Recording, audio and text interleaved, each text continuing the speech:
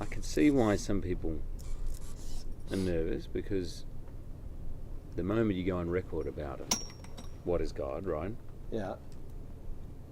Potentially half the planet are going to hate you. Well, then here's the great actor, Yeah. Hugh Jackman, and he is saying all these very sensitive things about God. Well, I just believe that when you speak on anything, you should speak openly, freely, without censorship, unprepared, as best you can.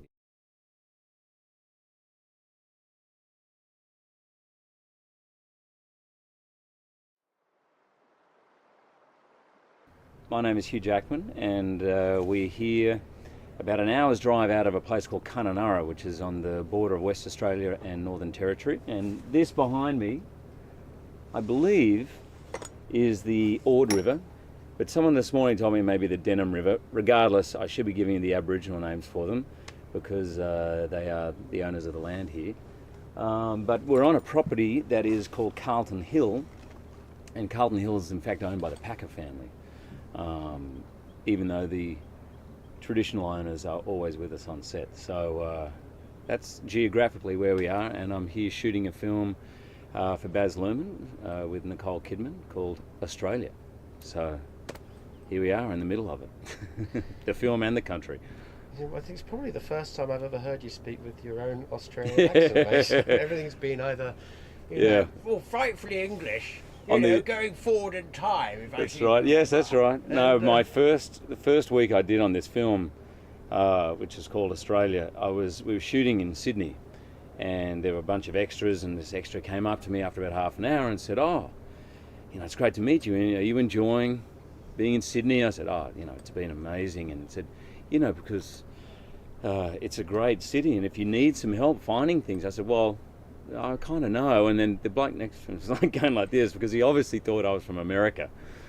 And I just let him play along for about a week. It's a great place you have here. My God, the harbour.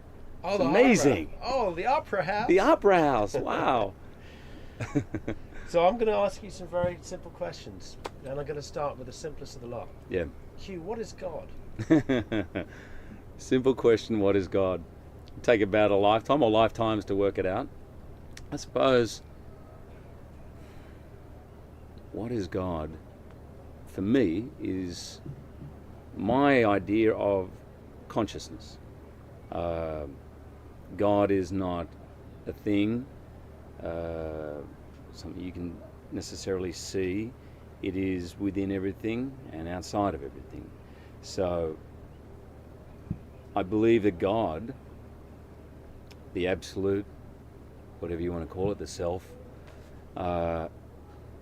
is unchanging, is therefore pretty much everything I'm seeing has an element of God, but you couldn't call it God because everything changes. You, me, where we're sitting, this river, this planet has a life cycle, birth, death. But my feeling about God is that it exists beyond that, beyond those laws of nature. It is somehow separate to the laws of time, matter, space. And that's about as close as I've come to any realization of what God is. So you don't see God as a bearded chap up in the sky telling us to be good, and if we don't, we'll go to hell, and if we are, we'll come to heaven. I don't see God as a bearded chap, although I used to for many years. I was brought up in a Church of England family, went to Sunday school. My father's quite religious. He wasn't until he was about 26, I believe, maybe 28, and he went to a Billy Graham crusade and was converted with my mum. My mum did the usual thing, which is after about 6 months started to, wean off it a little bit. My father never did, and is incredibly religious and goes to church every week, and in fact has done almost sort of missionary work after he retired as an accountant. So I was brought up with a very strict Protestant view of what God is and our place next to God. And that consisted of some deity, a guy with a beard, telling us what to do, marking us on our behaviour, and hopefully granting us entrance into heaven. I think around about 14 or 15 was when I started to kind of, and I by the way, I fully bought it. I would say I was a born-again Christian.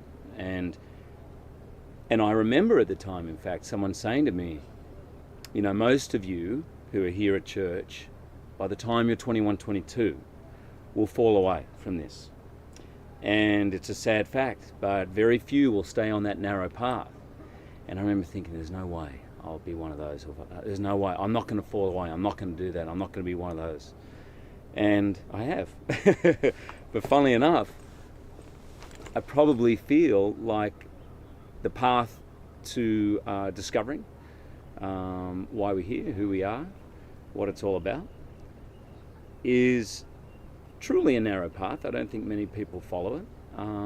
But around 14 or 15 was when I thought my father's idea and this church's idea of what God is just doesn't make sense. How can only 5% of the world be admitted into heaven under these laws? Why is it that they're largely wealthy white people are the only people sort of heading there? Why aren't the Buddhists going? Well, that's what started me to question. That's where the questions. This just doesn't make logical sense to me. Why? There's too many questions unanswered, and every time you put forward, when I was 15, say, or 16, every time I put forward the question, it would either come back to me as, well, the Bible says, or have faith. You just have to have faith. And so around about that age, I thought, it's not good enough for me. The idea of just have faith. If I have a question, I should feel sated. I do believe there is an element of faith to life. There's an element of God is unexplainable. It is a concept that you can't put into words. I mean, it's, I think, a really interesting idea to make a documentary and ask people what they think what God is, because I don't believe you can actually explain it. I mean, throughout the history of man, I wouldn't say I'm an expert. I've read quite a bit of Joseph Campbell, and he was the one who kind of has disseminated all these myths from all these cultures from all time. And whilst there's similarities, they're all stories to try and explain the inexplicable, because we want to have some grasp of who we are and where we stand, but no one can actually say it because it's beyond words. It's an experience. God is an experience. Sorry, mate, I feel like you want to ask me questions, and I'll keep going. I think you're making a lot of sense. But I meditate. I was introduced to meditation about 15 years ago, and I meditate twice a day. And if I ever feel close to knowing what God is, it's somewhere in the boundary of that half-hour period, twice a day when I meditate. I think the basic idea of the meditation I do is to quieten the mind, to just let all that instrument calm down. And I sometimes have experiences where I feel a little out of body, a little time. Ideas of Hugh Jackman as a father, as an actor, all those roles we play just seem to melt away. And somewhere in there is where I have some glimmer, some glimpse at what God is. And it's a feeling. And it's blissful. And it can go like that, and every minute you try and grab onto it, it's gone. We're householders, right? You're a householder, I'm a householder. We're not people who are born to sit up on the top of a mountain and meditate. Some are, and they're incredibly powerful what they do. But you and I, basically, we have a job and we earn money to look after a family or whatever. We give to society in whichever way we can and contribute. It's what in Indian or Vedic terms they call the way of the householder.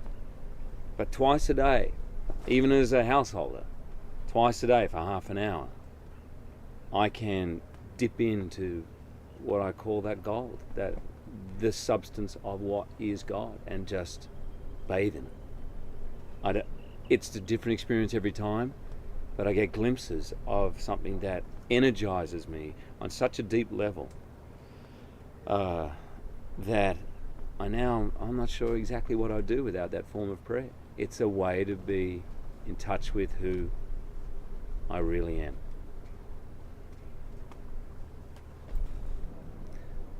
I did a film called The Fountain, with Darren Aronofsky directed, and if you get a chance to look at it, it's his version of, I think, the meaning of life. And there was a truth in that, which is much of our life, our experience of this body, of being in this creation is of duality.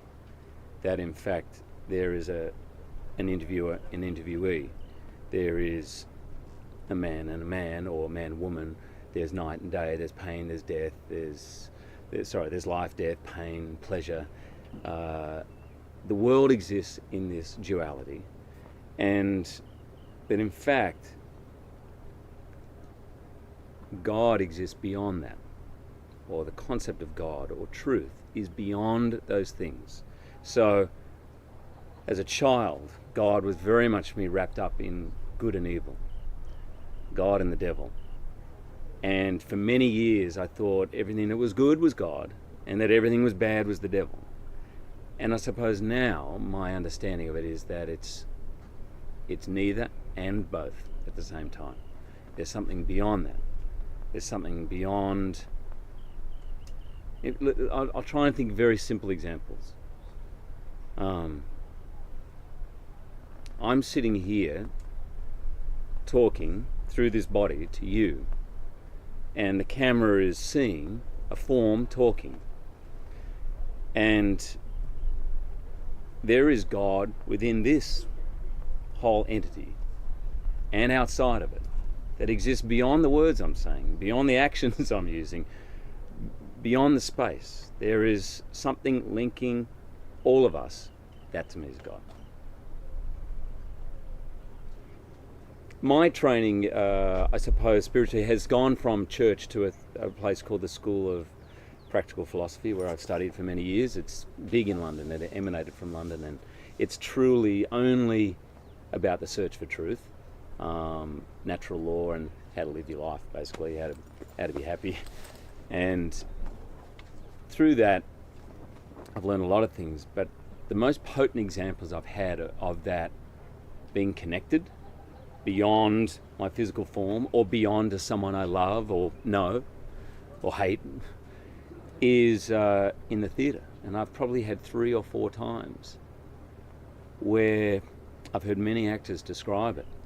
It's almost a slightly out-of-body experience, but you can stand on stage with 2,000 strangers and feel like you know them intimately and they know you intimately, and feel completely safe that everything, you can open up your heart and they're opening their heart, and you're completely connected.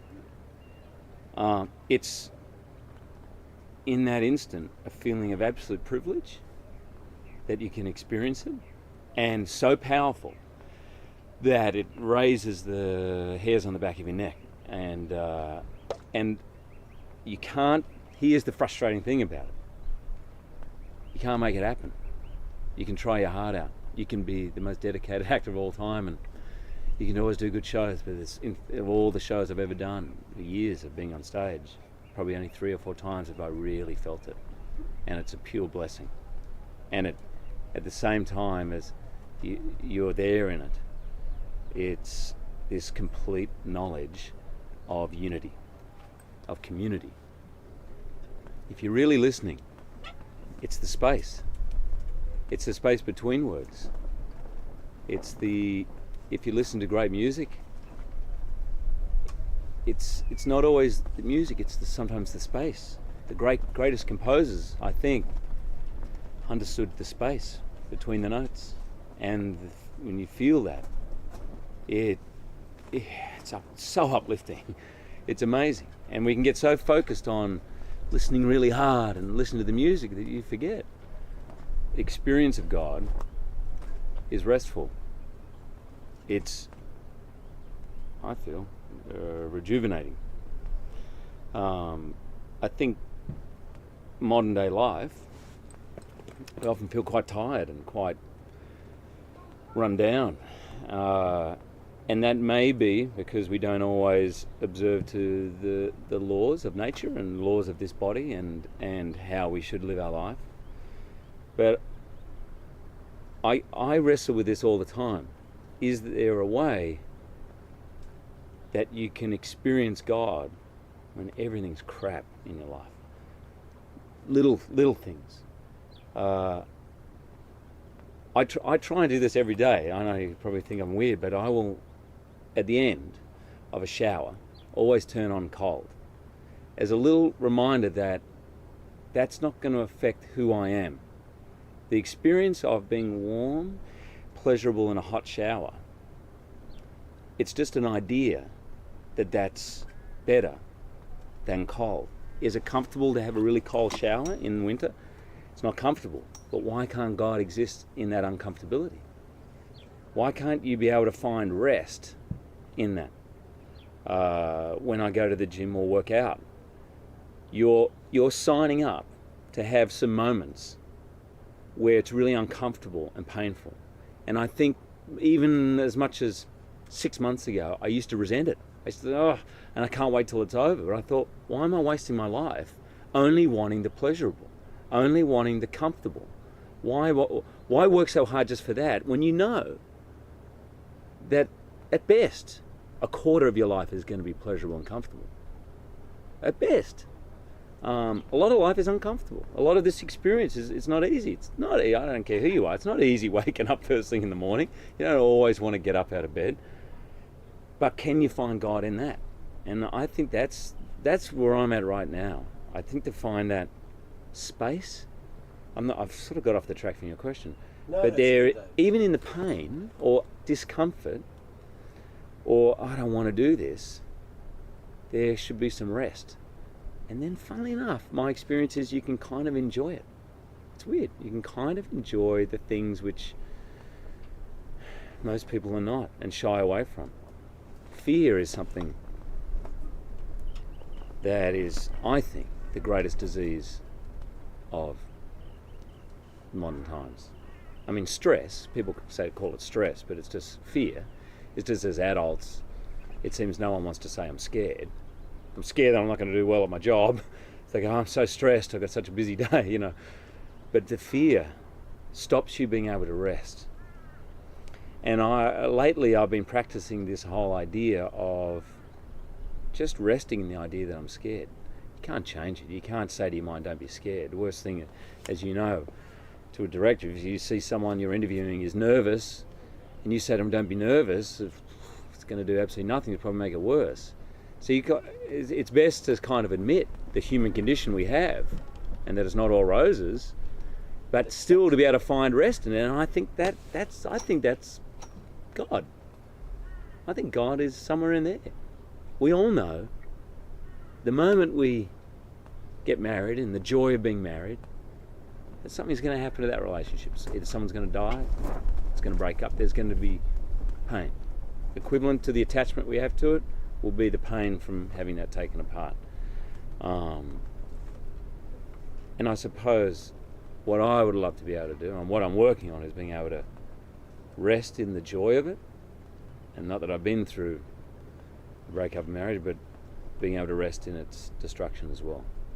Because that's not real, that's not God. None of those things are God. God exists in it somewhere. And the only way to experience it, from my being on stage or anything like that, sex, anything, the only way to really experience it is to find some rest in it. Find the space in it. And then everything enlarges.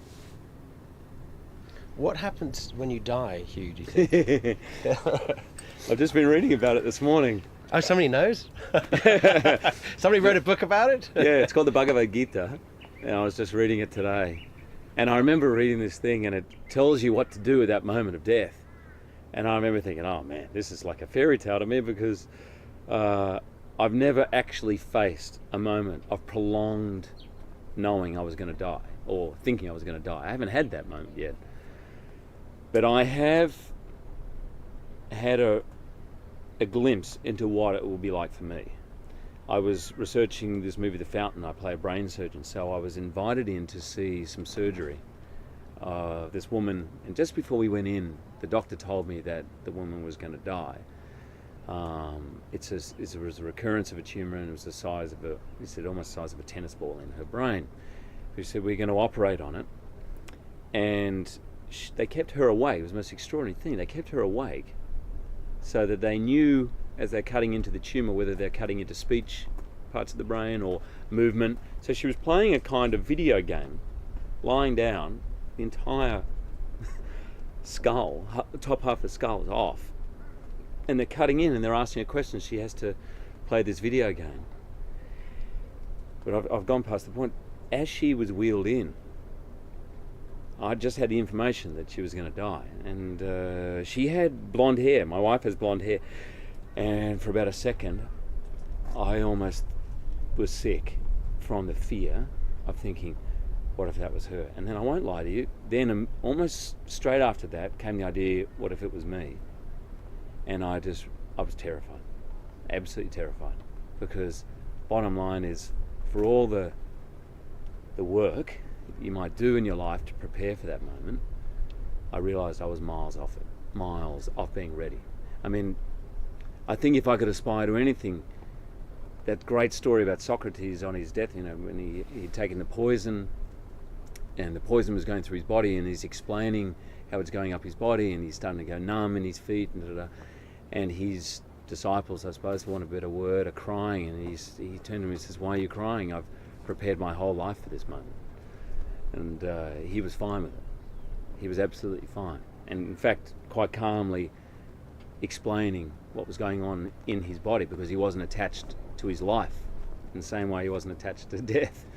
I think death, you said at the beginning of this interview, you said, I'm going to ask you a very simple question. What is God? And I think death is as simple as that. I think it's another moment. It's another moment that we live through. And my feeling is, whilst our attachment to the sensorial life, which is really our connection to this, it's really our only connection, real, to this creation, is what we perceive through the senses.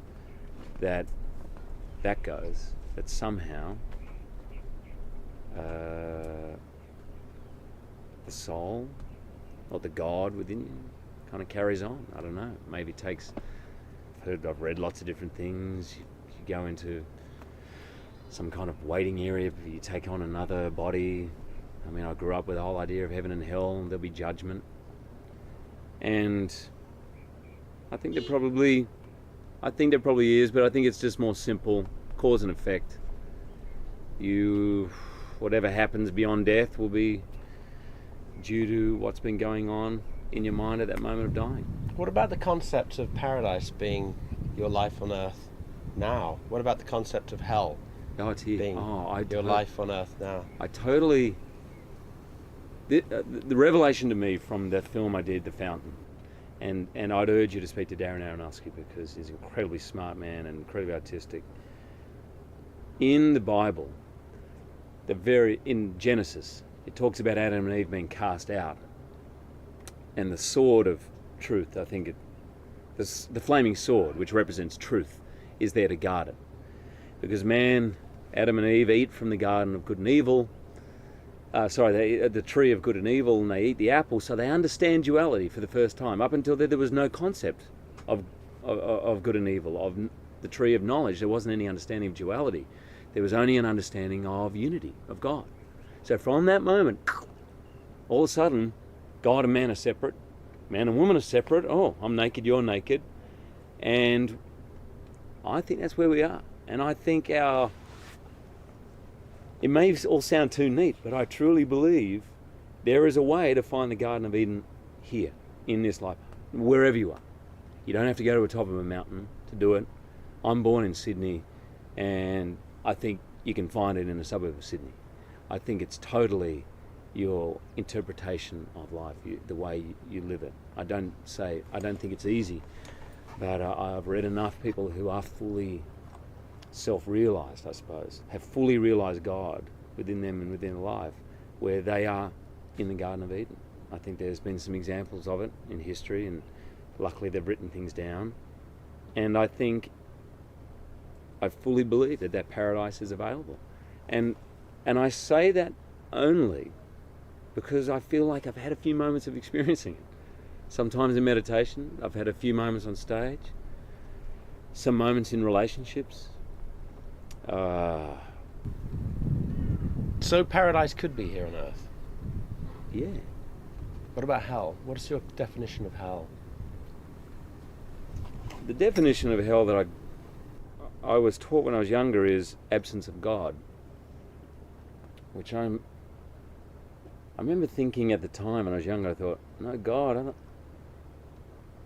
don't know how bad that would be. I remember thinking, I don't know how you go from absence of that to flames and all of that, fire and brimstone. But I do now. I don't think you can be absent from God, because God is in everything. But I do think that you can get so far away from the laws of nature, that the experience of life is hell. It must be. I haven't done it or been close to doing it, but people take their life. I think they must be in hell, for there to be no other option than to end it, for it to be unbearable to that point. Then I believe that hell must exist. They must feel so absent from any feeling of peace, truth, bliss. Not only that they don't experience it now, but that they never will, that they end their life.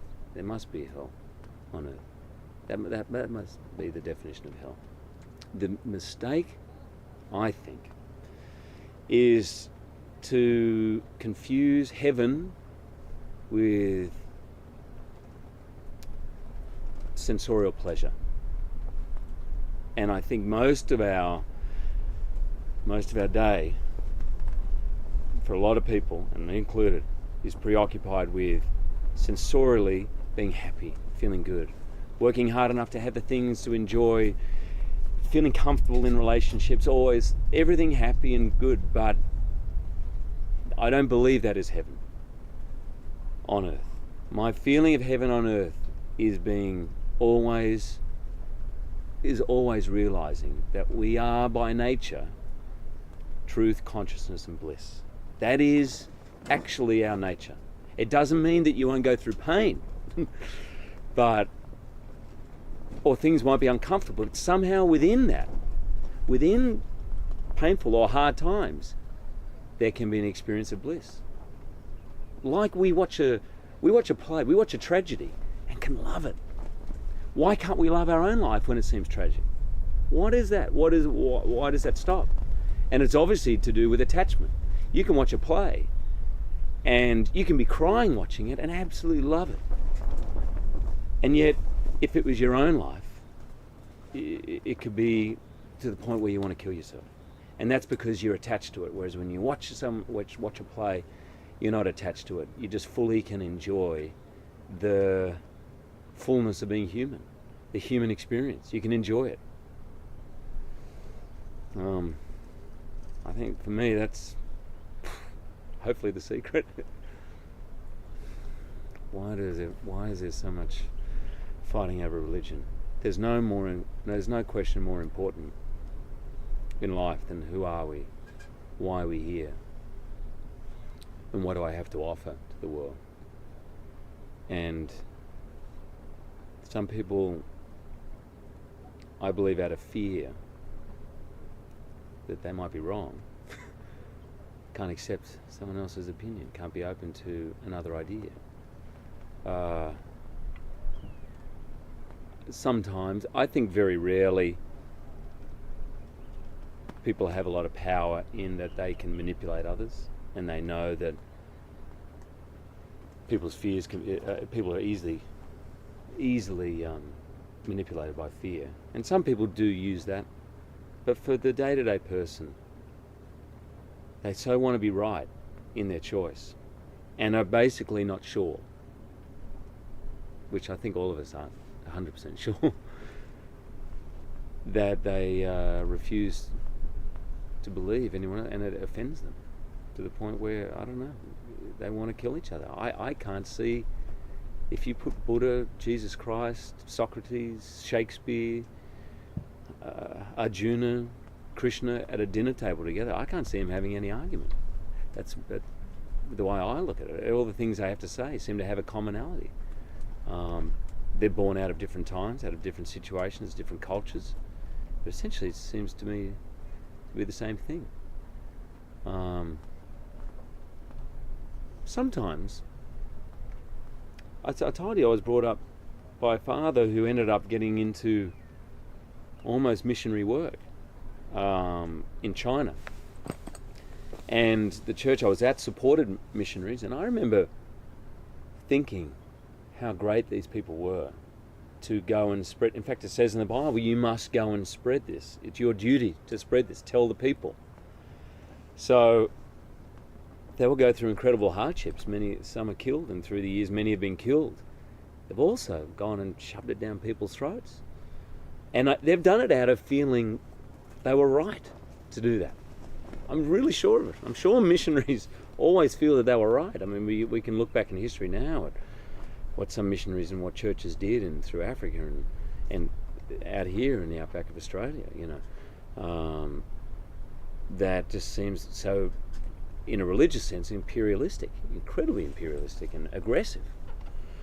But I'm sure they felt they were doing the right thing. They were doing their duty.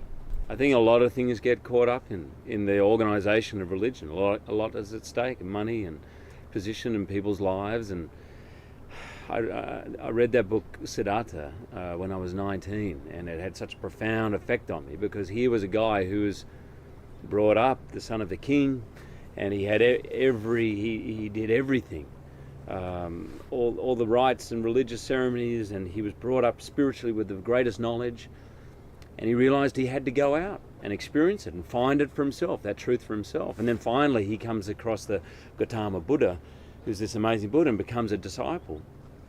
And he kind of knows that this man is a fully realized man, but inside of him, after a little while, he says, I've got to leave that. I've got to go and find my truth. That is something that organized religion doesn't ever seem to have space for. The great Zen story of the bishop of something going to meet one of the Zen masters, and he comes up there to ask him questions, and he grants him, and he wants to go and talk to him, and he's filling his cup of tea, and as he fills his cup of tea, the bishop of whatever is watching, and it fills and gradually starts to overflow, and he's not sure whether to say anything, and it's overflowing, he's spilling everything, and finally he says, the cup is full. And he says, this is an illustration, the cup is like your mind. I won't answer any of your questions because your mind is full and you're not able to hear anything. And I think a lot of religion is like that. Yeah. They might want to ask questions, but it's all from that, you're wrong, I'm right, because it's not really there's no spirit of finding space. God is us and is not us. It's inside you and me and is outside of you and me. It is everything. I struggle with the concept. I understand the concept that everything around us is an illusion. I struggle with that because it feels really real to me, and the pain and the thoughts and the mind feels incredibly real. But I think I get a glimpse of what that is. Scientifically, microscopically, we can look so close to see there is movement that I can't see movement now, and your body looks incredibly real. But there is movement, but I just think the truth is that God, consciousness, is what binds all of this together, everything. And really, through all our ideas, it's quite simply what a gift this creation is, everything about it. Whether it be times where you're hurting, or this human experience is amazing. It is here to be enjoyed. Not just the happy times, but even somehow the sad times are here to be experienced and fully experienced. And I think this creation has been given us to enjoy. And I think that if we do, that's probably about as close to God as we can get. I mean, I'm fascinated at the end of this to see what you come up with as a filmmaker, asking people whether that experience of what God is there. And I've spoken to some incredibly wise people, and sometimes the wisest of them said to me, no matter what we talk about, don't hold on to it, just let the sound of my voice, just listen to the sound. And somewhere in the sound is the truth. And we're so trained from being this high to go for meaning, to analyse, to find truth, to work it out, pros and cons. And I think as we meddle, somehow that truth goes. Oh my God. What a place to ask these questions too. The Aboriginal people, I've read a lot and I'm speaking to them, and they see what they call the magic. They see it in everything. They see the magic. And I suppose that's what I mean by is God. God is us. You, me, the land, the creek, the interplay of so many different things that have to make this creation work is it's magical, it's wondrous.